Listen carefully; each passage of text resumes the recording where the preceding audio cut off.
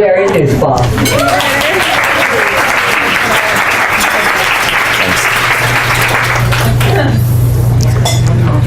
So did we say 35 minutes or so? Yes. Okay. Hello, ladies. Can everybody hear me in the back? Yes, no? How about that? Is that better? Okay, so I'm going to do my best to cover a lot of ground. If we get into an area that I don't cover enough, let's save some questions for the end, and I'll try and reserve enough time at the conclusion so we can wrap up, and at least I can attempt to answer your questions, and I'll hang around afterwards and do my best to spend as much time with you if you want to have any of my opinions on the stuff that I didn't cover enough. Real quickly before we start, my assistant producer, Sutton Porter, is going to walk around with a sign-up sheet if you want to sign up for our email list, and you'll get things like my speeches and things that we write and publish nationally, shows that I do if you want to stay connected and get my insights on what I think is going on. We'd welcome all of you to sign up. It's free, so you get what you pay for, but this is good free stuff. Today, here's what I'm going to talk about. 6 topics. First, the status of the primaries and where I think things are going. Secondly, Hillary's email situation and what I think is going to happen legally to her. Third, Muslim immigration into Europe and what's happening in the United States. Fourth, I'm going to talk about Iran and give you the update on the JCPOA. I'll spend a minute or two on Apple versus the federal government because I think you should understand the constitutional issue that's being argued in court. And finally, I'll tell you a little bit about American Truth Project, which is our way of getting the word out through our nonprofit. So let's start with the elections as of Sunday night. It's going to change today with the primaries. There's voting going on in Hawaii, Michigan, Idaho, and Mississippi today, which there's 19, 32, 59, and 40 delegates up on the GOP side. Doesn't matter on the Democratic side. That's a done deal, so I don't really do any commentary of Hillary versus a communist. As of Sunday night's count, Donald Trump was at 382, Cruz is at 300, Rubio, after winning Puerto Rico, at 151, which includes all the felons in the Puerto Rican jails were allowed to vote. I don't understand that. And they can't even vote in the general election. And Kasich in last place, and doesn't really matter. So let me tell you what I think is going on. There is a fractionalization in the GOP, which we talked about a little bit with the ladies at lunch. The GOP establishment is infuriated and I would say very threatened by the fact that someone that doesn't listen to their policy and their methodology is probably going to win before the convention.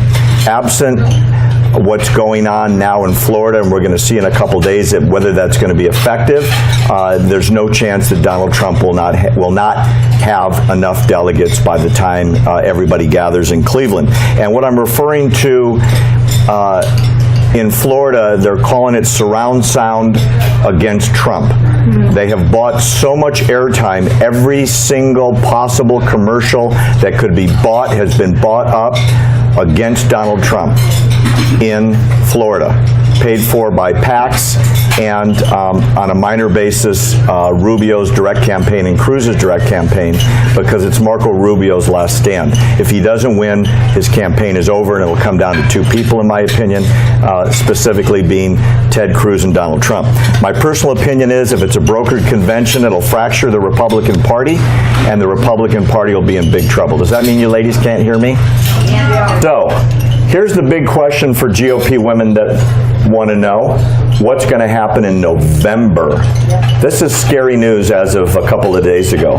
When you compare Marco Rubio on a national basis to Hillary Clinton, anybody know who wins? Marco Rubio by a landslide on every single national poll.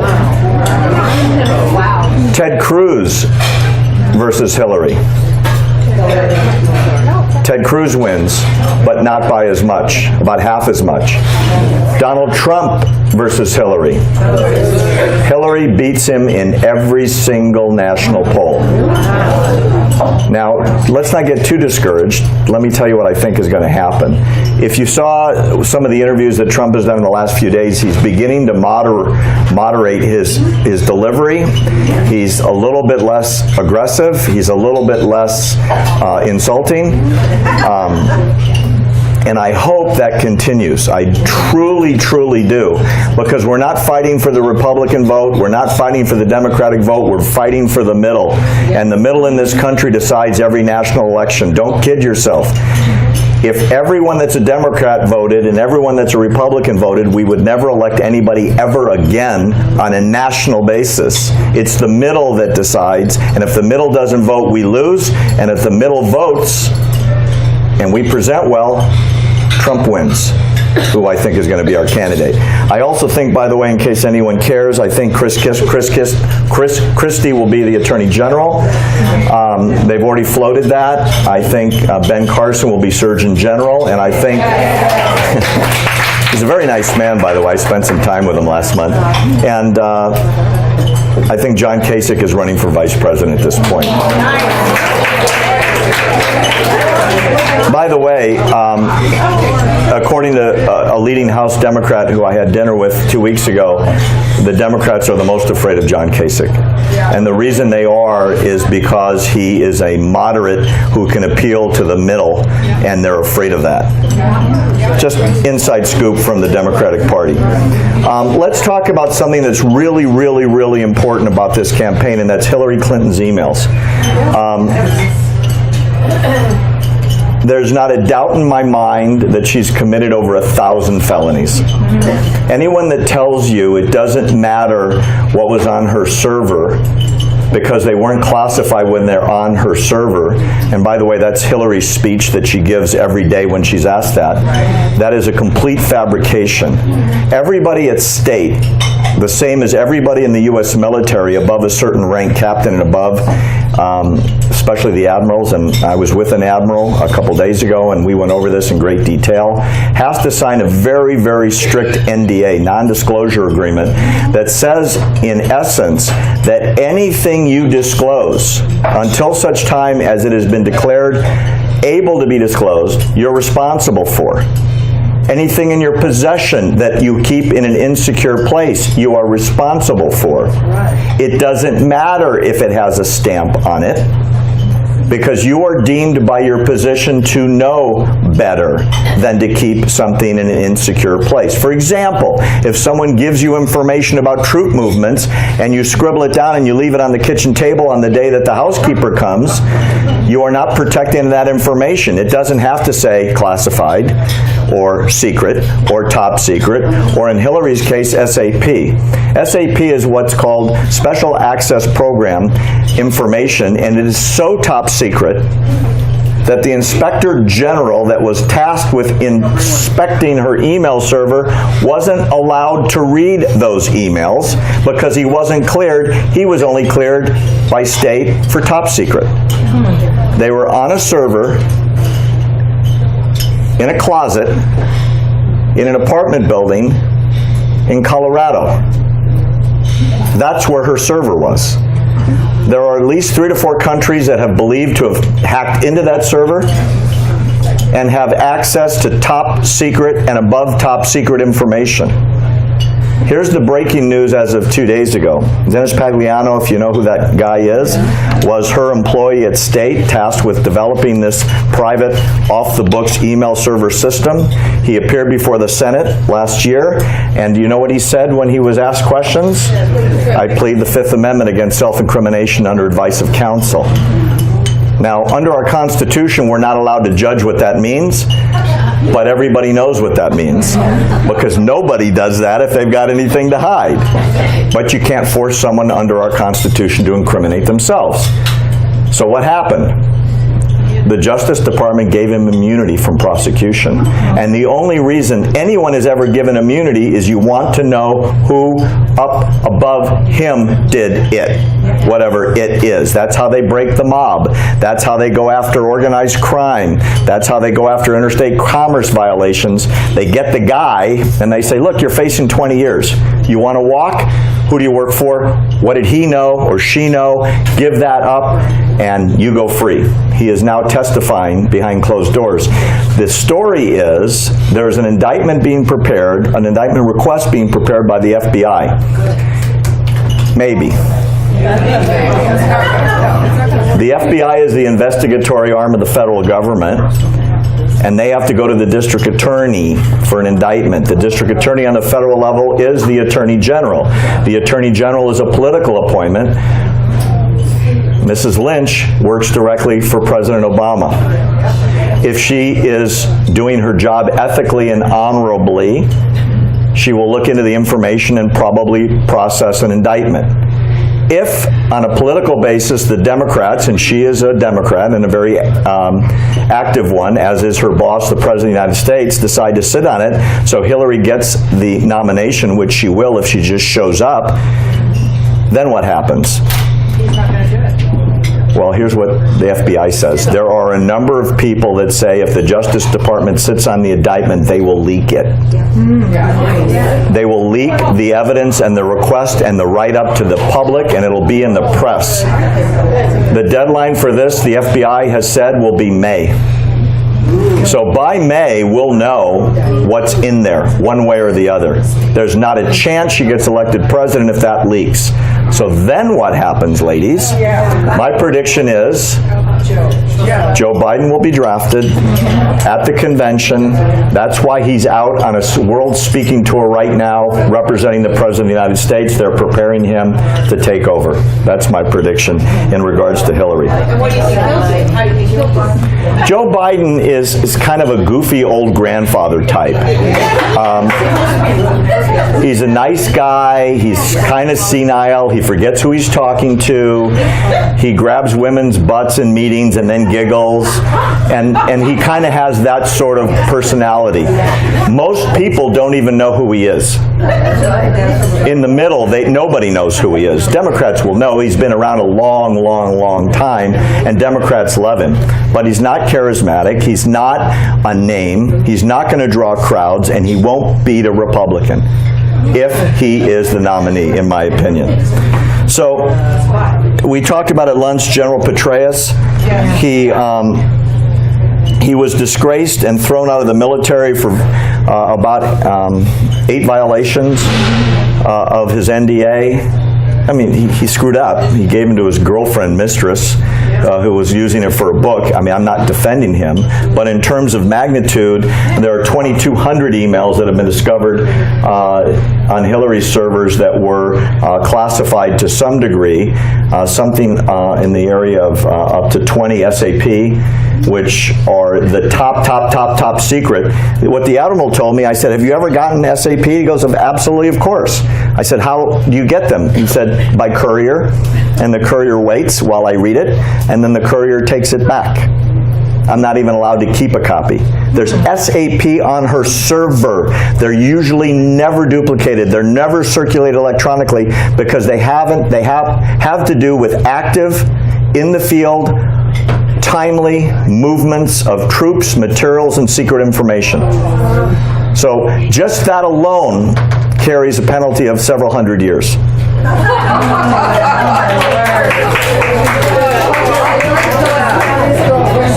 So the big question is what happens with Brian Magliano and what he's going to testify to. All right, let's talk about Muslim immigration into Europe. This is so scary because it's coming here. When I say here, I mean like a couple miles that way in El Cajon. I spoke a few weeks ago in Pomona to the state Republican Women's Federation, and there were a number of ladies there that ran clubs in San Bernardino, and they say it's horrifying. Whole neighborhoods are now populated with people going to mosques every day. They're in the schools. None of them work. They're all on 100% support of your federal government, and nobody there was allowed to vote. And everyone there signed petitions saying no, and the refugees showed up. So before I talk about what's happened in Europe, let's talk about what the word refugee means. Under the UN designation, a refugee is someone fleeing imminent, immediate harm or bodily injury or death. And as soon as they flee that area, they are no longer a refugee. They become an immigrant or someone that has voluntarily moved. In other words, you don't leave an area around Aleppo in Syria and go to Sweden as a refugee. You go to an area next door, like Turkey or Iraq or Jordan or Saudi Arabia or the UAE, where there are numerous places these people could be housed for about 1/100th the amount of money. What's happening is the Islamification of Europe. And it's happening on an enormous, unprecedented in human history scale. Let's talk about some statistics. In Sweden, there have been 5,000 incidents involving migrants since October that has law enforcement out of control, scared. 600 assaults against local populations in the last 90 days, 4 rapes, 2 bomb threats, 450 fights. They've started 58 fires. They've been proven to be involved in 194 violent crimes, including robbery, rape, murder, and so on. What's really terrifying, anyone heard about the ISIS handbook? There have been thousands of these taken off these refugees that are written in Arabic with specific instructions as to how to infiltrate the home country and carry out what you've been assigned to do. They're told to shave their beards. They're told to act Christian, as in wearing a crucifix around their neck. They shave their hair. They're supposed to speak in the local language. They don't pray in public. They don't go to mosques. They have meetings in nightclubs where it's loud so they can plan their activities without being overheard. These booklets are available on the internet. If you go to Pam Geller's site, she published it. You can see what it says. And they've been found in the United States along the Texas border. When people are being picked up, they drop them in the sand because they don't want to be picked up and associated with ISIS. Are you getting this? They're here with a mission. They were sent with a mission. If you watch NBC, you see these really sad lines of people carrying babies and old ladies, and push carts and so on. 90% of the immigrants are between the ages of 18 and 35, and they're single males traveling alone. No families, no women, no children.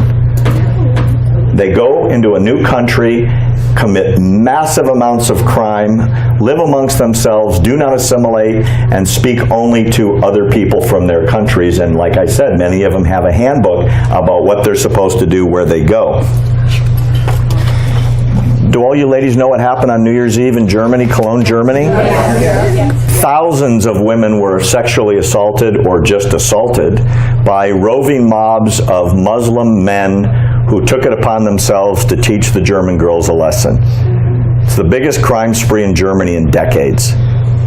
But get this, the response is even scarier than the crime.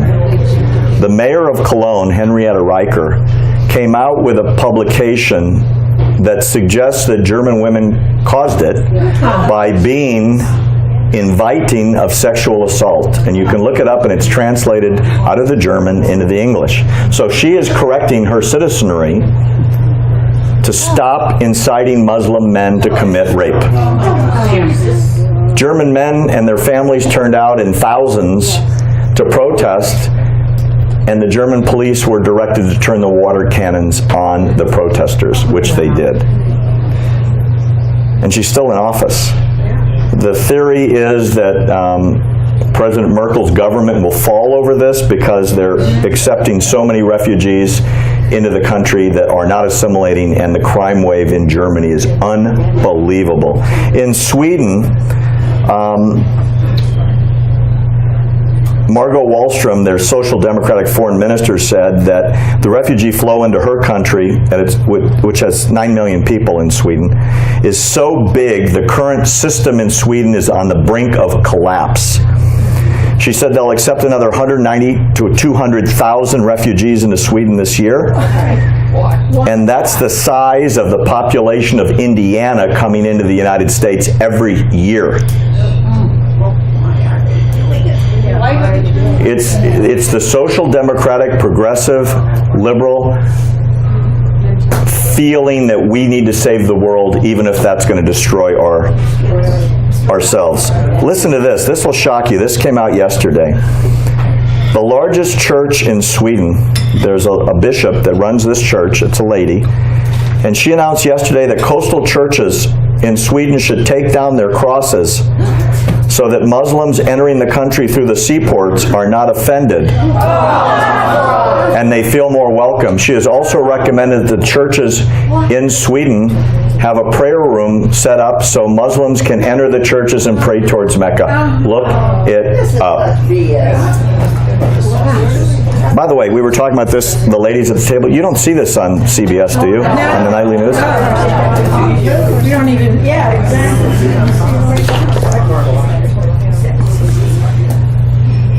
The response among the various leaders in Europe is absolutely terrifying. There's a professor of anthropology in Oslo, Norway, who said the raping of Norwegian women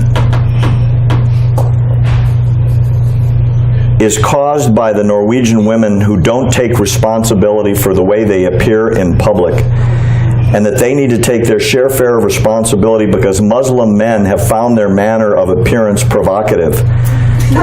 Norwegian women, she says, must be counseled so that we live in a multicultural society and we must adapt ourselves to it. There were 6 teenage boys in Sweden convicted of raping a 15-year-old brutally. They were just tried and convicted. The sentences for 5 of the 6 boys, this was aggravated rape, were 100 hours of community service. And the 6th boy that brutalized her the worst got slightly more than 100 hours of community service. One more case, I've got hundreds of these. Majid is a 17-year-old Iraqi immigrant in Sweden. He stabbed his sister Maria to death 107 times with 2 knives and a scissor for running out on her husband in a forced marriage in Iraq and escaping to the family in Sweden. He was tried for premeditated murder, he was convicted, and he was sentenced to 4 years. The average sentence is 25 years in Sweden, but they didn't want to offend the Muslim population.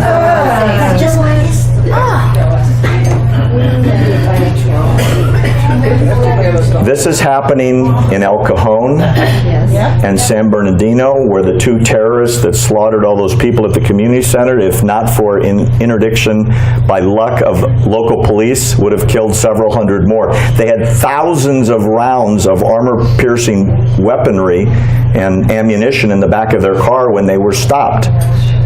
And there was a shootout, and thank God they were killed. They were on their way to a mass murder. We don't know where.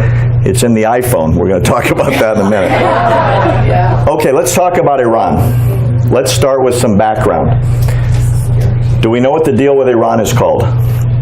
Idiotic. Yeah. I didn't ask for the adjective, I asked for the noun.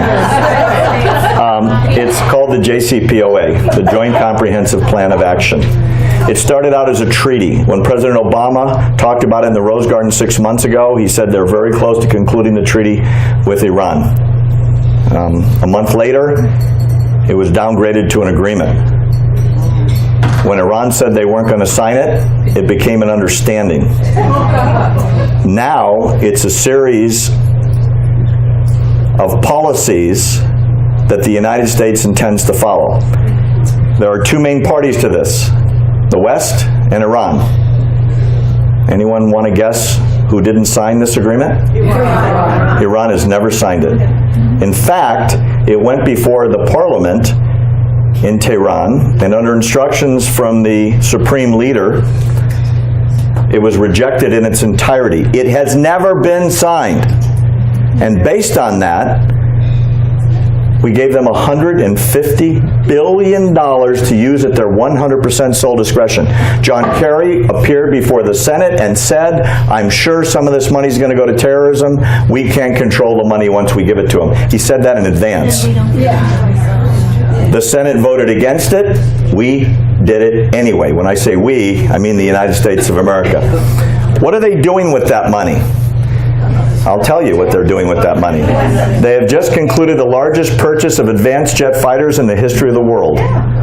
They're buying the super advanced Chinese jet fighters, most of which are manufactured with technology stolen from Northrop Grumman. They are really good combat aircraft. They're buying the long-range missile systems from Russia and the short-range missile systems from Russia. They've met with Airbus. They're going to make the biggest buy in the history of passenger aircraft. Boeing's not there, but the rumor is Boeing is trying to get an appointment to sell them anything. They're buying 2 to 3 new nuclear power plants from Russia. This is with your money. Well, some of it's your money, some of it was their money we've been sitting on since the Shah fell. And here's the really, really ugly part. Iran is sending money to the Palestinians in the West Bank for the control of the Palestinian Authority, which is being dispersed at the rate of $7,000 for every Palestinian that attempts to kill an Israeli. And if that family is caught and their house is demolished, that family gets $30,000 to buy a new house. And what did the United States do? Nothing. What did the UN do? Nothing. The Senate announced they were going to sanction Iran. And so you know what the White House's response was? John Kerry went before the Senate Foreign Relations Committee last week and begged them not to introduce new sanctions as they would not be helpful at this time. This is for a regime that has a middle finger 500 feet high about the United States and still burns American flags and still calls America the Great Satan, etc., etc., etc. I'm scared to death about what Iran is going to do with the rest of the money, but it can't be good. I'll tell you one inside story that I was told by a very prominent Democratic congressman the other day, and I asked him, I said, why did Kerry push so hard on this deal? What's your personal opinion? And he said, I know John Kerry very well. I've met with him a dozen times on this deal, and he happens to be one of the people that lobbied very heavily against the deal. One of the 4 Democrats in the House to do it. He said that Kerry pushed this deal because he wants desperately to get the Nobel Peace Prize. And it's a very open secret in Washington that he's going to be nominated, and that's why he's doing it. Real quickly, Khomeini, the supreme leader, issued 9 conditions that if they were added to the JCPOA, they would consider signing it. Things like there can never be a sanction against Iran, there can never be a sanction threatened against Iran, they get to send their enriched uranium to wherever they want, there will never be an inspection of the Iraq, that's ARAK reactor site, which is where they've been enhancing uranium for 20 years. The UN will drop all investigation into their past, and the reason he wants that is the UN Inspector General for the IAEA announced 3 weeks ago that Iran has had an active nuclear program to develop nuclear weapons for 18 years, in violation of several dozen UN resolutions, which, by the way, all of which are supposed to result in massive sanctions. And the UN did nothing, and the United States did nothing. Not good. Let's talk about just a couple minutes left. I'll talk to you about Apple versus the federal government. The reason why this is such an important case is the FBI believes there's 18 minutes of time, of which there might be a dozen or so text messages on that phone between the perpetrators of the mass murder and the people that were organizing it and giving them instructions. The reason they can't open it is because the guys smashed the phone before they were killed, and it's an encrypted phone. The FBI could break the old iPhones. The new one has an encryption on it, so any of you that carry an iPhone, it's basically unbreakable. The FBI can't break it, and they've asked Apple to do it, and Apple has refused for about 15 reasons that are mostly commercial and say it's an invasion of privacy, and they're sorry that people might die, but it's not their problem. My solution, I won't get into the legal and the constitutional issues, are what I would suggest is you put the FBI in a room with a dozen Apple engineers, and the FBI guy's on this side reading a book, and the Apple guys are over here, and they say, okay, we broke the phone. Here are the email messages, here are the text messages, here are the numbers that were called. Come look. Write them all down. Thank you very much. Please leave the room, and they destroy the phone. And that's the end of it. The owner of that phone is the community center that signed a consent that day to break the phone. Apple refuses. It's now going up to its fourth court. It's probably going to go all the way to the Supreme Court, and it may not be decided for a year or two. By that time, I imagine those people that they reported to are not going to be available. Okay, real quick about ATP. People have been asking me for a number of years, is there a way that you can get this out that everybody knows about it?